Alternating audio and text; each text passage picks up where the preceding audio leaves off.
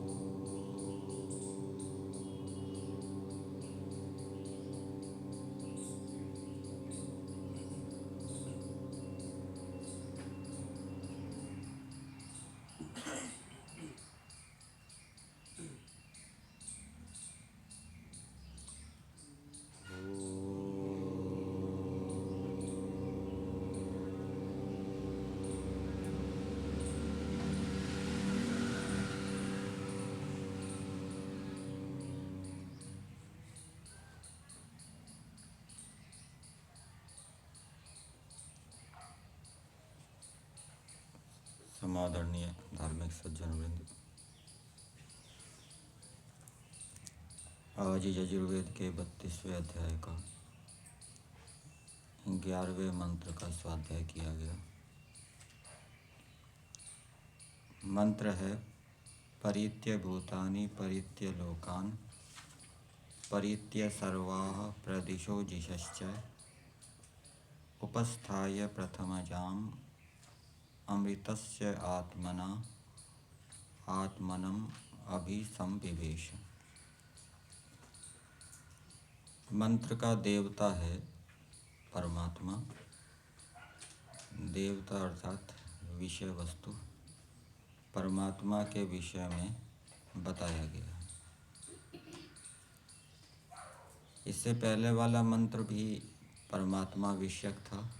उसमें परमात्मा के विषय में कुछ बातें बताई थी कि परमात्मा हमारा भाई के समान सहायक है। जैसे कोई व्यक्ति रोगी हो जाए और उसका भाई अच्छा डॉक्टर है तो उसको रोग के इलाज करने में सुविधा, सरलता और शीघ्रता होती है। इसी प्रकार से यदि हम ईश्वर के समर्पित होकर चलेंगे, ईश्वर की आज्ञा का पालन करेंगे, तो हमारे जो कार्य हैं वो शीघ्रता से, सरलता से, बिना किसी कठिनाई के सिद्ध होंगे, सफल होंगे।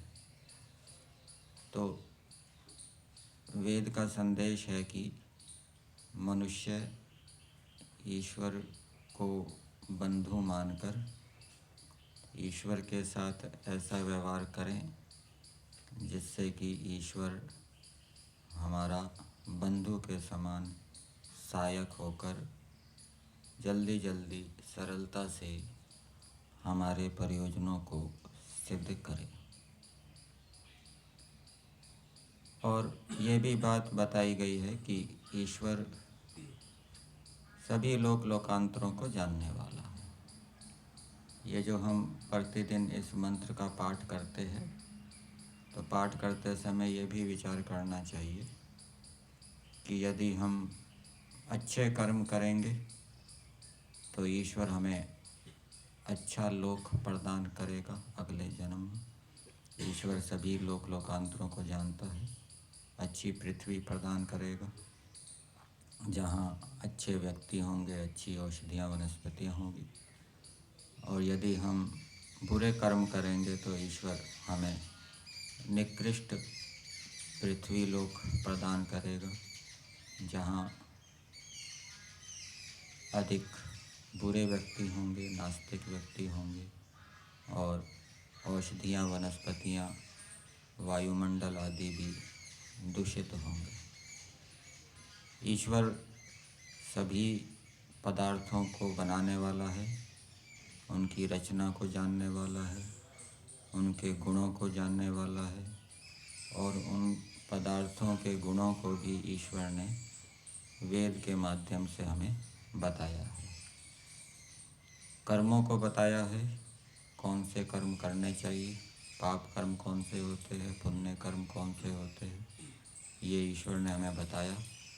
उनके फलों को भी बताया और पाप से हटने की प्रेरणा दी और पुण्य कर्मों को करने की प्रेरणा ईश्वर ने वेद के माध्यम से हमें दी है। और इस मंत्र को पढ़ते समय हमें अपना लक्ष्य याद आ जाना चाहिए।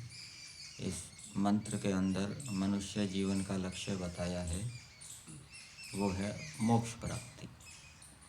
और मोक्ष का क्या स्वरूप है, मोक्ष की झलक, मोक्ष की झांकी इस मंत्र के अंदर बताई गई है कि मोक्ष के अंदर मुक्त जीवात्माएं स्वेच्छापूर्वक सर्वत्र ईश्वर के अंदर विचरण करती।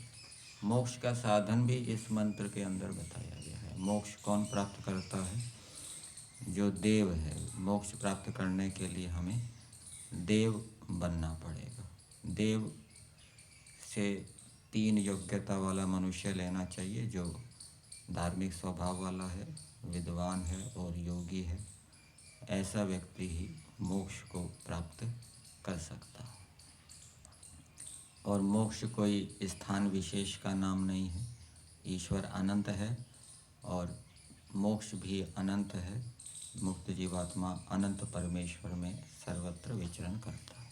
ये कुछ बातें पिछले मंत्र में बताई। आज भी ईश्वर के विषय में ही बताया है। आज के मंत्र में परित्य भूतानि परित्य लोकान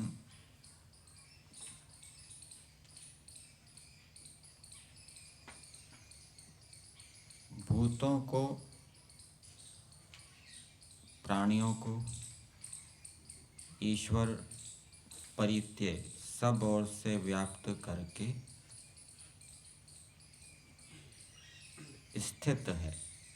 ये कर्ता भी यहाँ जोड़ना पड़ेगा और क्रिया भी जोड़नी पड़ेगी। क्रिया भी नहीं दी है और कर्ता भी नहीं दिया है। तो जब हम कर्ता और क्रिया को जोड़ेंगे तो वाक्य बनेगा परमात्मा परित्य भूतानि वर्तते या तिष्ठति। परमात्मा सभी प्राणियों को व्याप्त करके विद्यमान है, स्थित है। इस प्रकार का वाक्य बनेगा। फिर परित्य लोकान, यहाँ पर भी वाक्य बनाने के लिए कर्ता जोड़ेंगे। परमात्मा परित्य लोकान वर्तते या तिष्ठति। परमात्मा सभी लोकों को चारों ओर से व्याप्त करके विद्यमान है, स्थित है। फिर इसी प्रकार से आगे परमात्मा परित्य सर्वाः प्रदिशो दिशश्च। ये सर्वा शब्द स्त्रीलिंग में है और द्वितीय विभक्ति का बहुवचन है। दिश शब्द है, ये स्त्रीलिंग में होता है। तो परमात्मा सभी दिशाओं और प्रदिशाओं को व्याप्त करके स्थित है।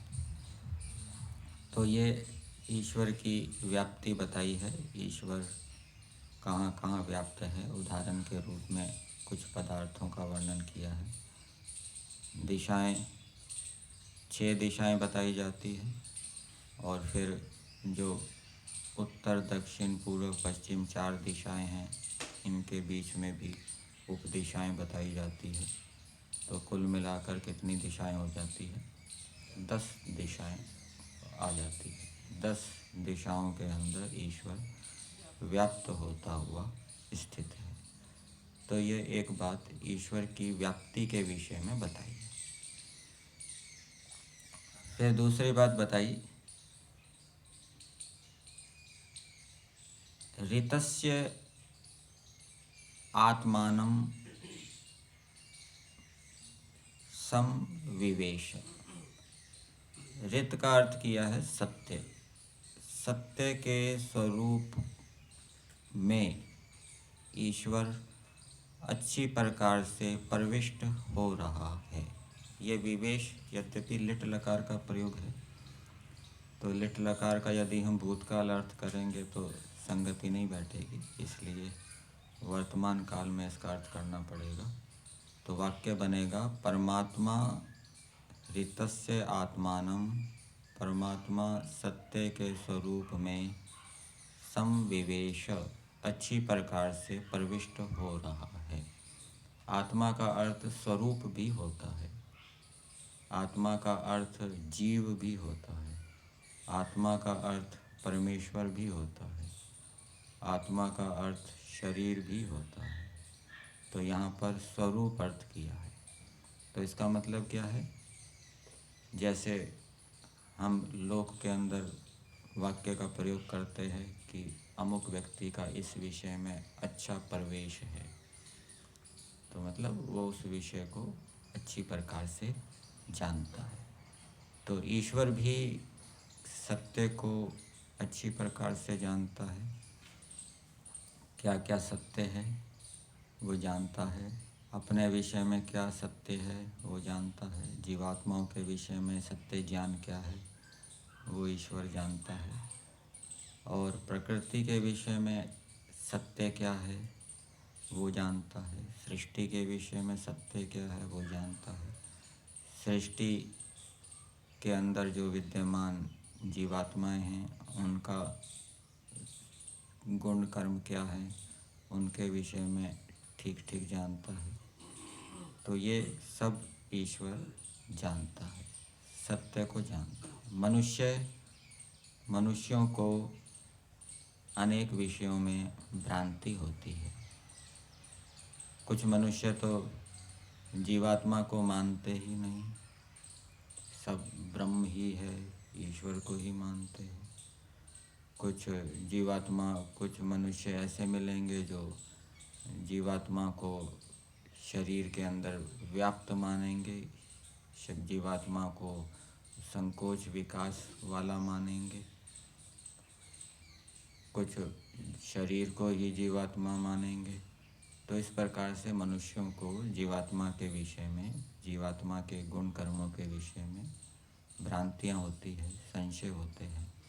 लेकिन ईश्वर को जीवात्मा का ठीक ठीक स्वरूप बोध है। इसी प्रकार से संसार के विषय में भी मनुष्यों को भ्रांतियाँ होती हैं। कुछ लोग ऐसा मानते हैं कि ये संसार सदा से है, सदा चलता रहेगा, लेकिन ऐसा नहीं है। संसार उत्पन्न होता है और विनाश को प्राप्त होता है। इसी प्रकार से प्रकृति के विषय में कुछ लोग ऐसे मिलेंगे जो प्रकृति को मानते ही नहीं, प्रकृति का अस्तित्व भी नहीं है, केवल ब्रह्म ही है। परंतु ईश्वर सत्य जानता है और उनका वास्तविक गुण कर्म, यथार्थ गुण कर्म क्या है वो ठीक ठीक जानता है। इसलिए हमें भी प्रकृति के विषय में, संसार के विषय में, जीवात्मा के विषय में, संसार के अंदर विद्यमान जो जो पदार्थ हैं जिनका हम सेवन करते हैं, जिनका हम उपयोग करते हैं, उनके ठीक ठीक स्वरूप को यदि हमें जानना है, उनके ठीक ठीक गुण कर्म को हमें जानना है, तो ईश्वर की शरण में जानना पड़ेगा। ईश्वर से वो ज्ञान प्राप्त करना पड़ेगा। और ईश्वर ज्ञान किसको देगा? जो उस क्षेत्र में ज्ञान को प्राप्त करने के लिए विधि पूर्वक पुरुषार्थ करेगा, ईश्वर की आज्ञा का पालन करते हुए पुरुषार्थ करेगा, तो फिर ईश्वर उसको उस विषय में ज्ञान देगा।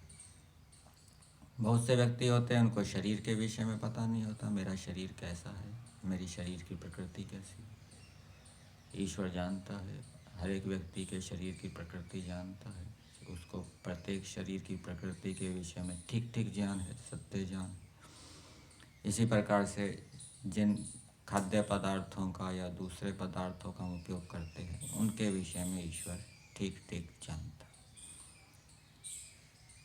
फिर अगली बात बताइए,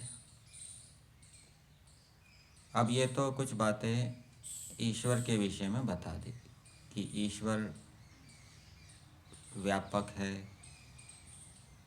सत्य को ठीक ठीक जानने वाला है, सभी पदार्थों के ठीक ठीक स्वरूप को जानता है, किसी विषय में ईश्वर को भ्रांति नहीं।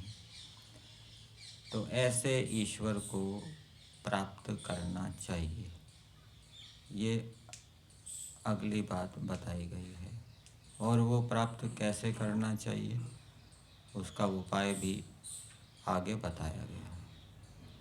प्रथम जाम उपस्थाय आत्मना प्राप्नोहि, ये वाक्य बनाएंगे।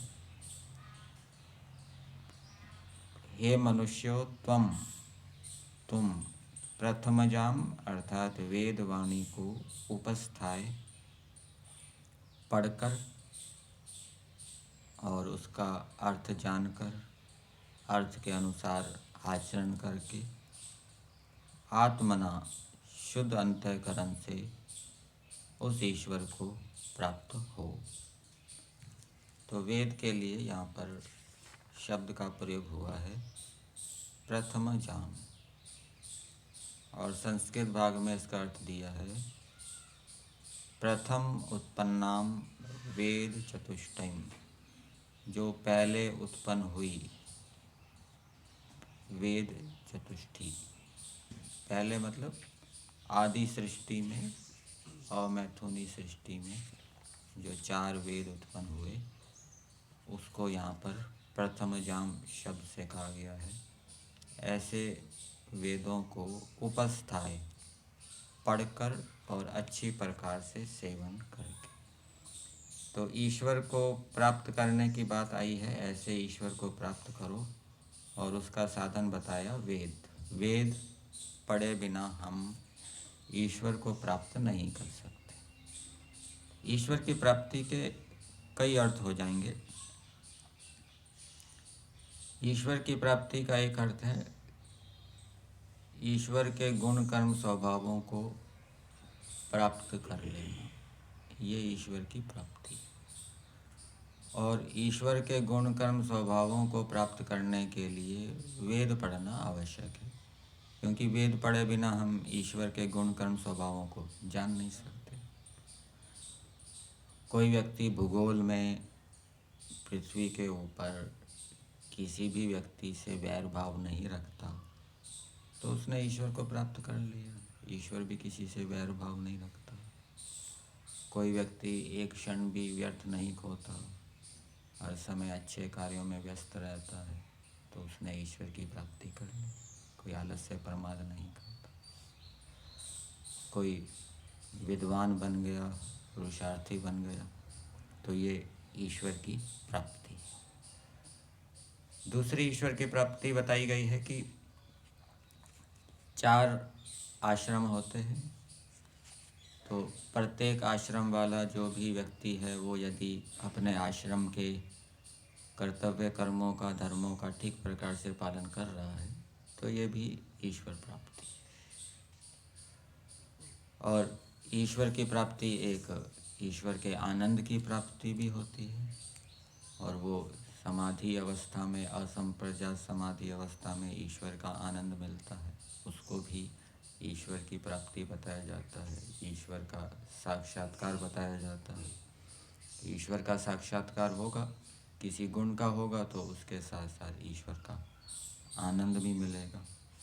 और एक प्राप्ति है ईश्वर की कि शरीर के बंधनों से छूटकर, प्रकृति के बंधन से छूटकर ईश्वर को प्राप्त कर लेना, ईश्वर के अंदर विचरण करना, वो भी ईश्वर की प्राप्ति बताई जाती है।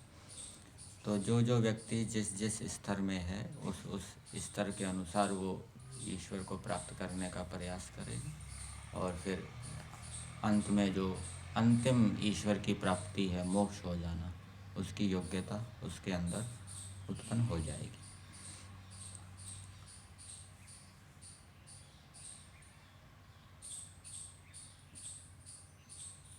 चार वेदों को पढ़कर समसेव्य, उनका अच्छी प्रकार से सेवन करके, अर्थात उनके अनुकूल आचरण करके, आत्मना शुद्ध अंतःकरण से ईश्वर को प्राप्त हो। अर्थात जो शुद्ध अंतःकरण वाला व्यक्ति है वही ईश्वर को जान सकता है। शुद्ध मन से ही ईश्वर को जाना जा सकता है। जिसका मन अशुद्ध है वो ईश्वर को नहीं जान सकता। तो ये मंत्र का संदेश मनुष्यों के लिए यही है कि मनुष्य वेदों को पढ़ें, वेदों के अनुकूल आचरण करके ईश्वर को प्राप्त करें, ईश्वर के गुण कर्म स्वभावों को धारण करें, ईश्वर की आज्ञाओं को पालन करें और ईश्वर के आनंद को भी प्राप्त करने का प्रयास करें और अंततः जन्म मरण के चक्कर से छूटकर पूर्ण रूप से ईश्वर को प्राप्त करें। और उसके लिए सत्य को जानना आवश्यक है, सत्य ज्ञान होना चाहिए और सत्य ज्ञान का आधार भी ईश्वर है। इसलिए ईश्वर की उपासना भी आवश्यक है। ईश्वर की उपासना करने से ही हमें सत्य ज्ञान की प्राप्ति होगी।